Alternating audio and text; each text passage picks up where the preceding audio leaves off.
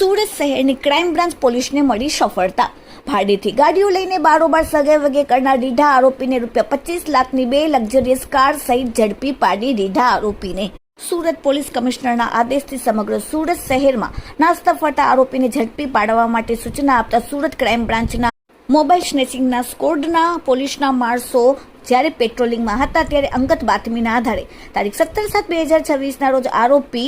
દીપ હરેશભાઈ ડોબરિયા રહેવાસી આગમન residency VIP circle પાસે મોટા વરાછા ઉત્તરણ અને મૂળ વતન જિલ્લો અમરોલી તાલુકો લાઠીવાળાએ સુરત શહેરના અડાજણ વિસ્તારમાં સરદાર બ્રિજ નીચે પાર્કિંગમાંથી તેને પોલીસે ઝડપીને તેના કબજામાંથી ભોગવટામાંથી એક સફેદ કલરની નંબર પ્લેટ વગરની KIA સેલ્ટોસ 4વ્હીલર કાર જેની નંબર પ્લેટ વગરની જગ્યાએ સ્ટેટ ઓફ રામધાની લખેલ જેની કિંમત ₹12 લાખ તેમજ 2 સફેદ કલરની નંબર પ્લેટ વગરની અર્ટિગા VXI 4વ્હીલર કાર જેની કિંમત ₹13 લાખ સાથે ઝડપી પાડીને ક્રાઇમ બ્રાન્ચ પોલીસે કાયદેસરની કાર્યવાહી કરે। આરોપીની કડકાઈથી પૂછપરછ કરતા જણાવેલ કે તારીખ 9/12/2025ના રોજ આરોપીએ સચિન નરસિંહભાઈ રાઠોડ રહેવાસી અમરોલી સુરત વાળાની માલિકીની સફેદ કલરની અર્ટિકા કાર નંબર GJ04EZ7621ની 11 માસની ભાડે રાખીને 1 મહિનાનું ભાડું આપ્યા બાદ તેનું ભાડું કે ગાડી નહીં આપીને ફરિયાદીનું બાકીનું ભાડું નહીં મળે,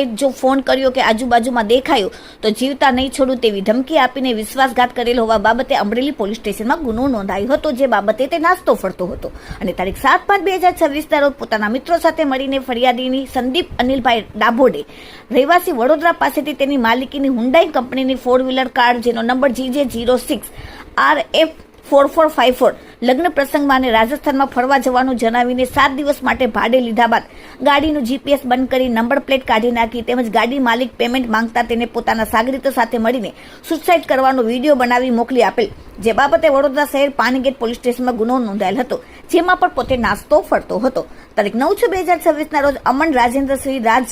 રહેવાસી ગામ માતર તાલુકો અમોદ જિલ્લો ભરૂચ પાસેથી તેમણે ઓળખીતાની કિમ ખાતેથી KIA સેલ્ટોસ કાર જેનો રજિસ્ટર નંબર GJ23CE3586 4 દિવસ માટે ભાડા પર લીધા બાદ પરત નહીં આપી તેમજ ગાડીનું GPS બંધ કરી નંબર પ્લેટ કાઢી તેની સાથે વિશ્વાસઘાત કરેલ, જે બાબતે ગાડી માલિક દ્વારા કિમ પોલીસ સ્ટેશનમાં પણ અરજી કરવામાં આવેલ છે। પકડાયેલ આરોપીને પાસેથી હાલ પોલીસે કિયા સેલ્ટોસ કાર,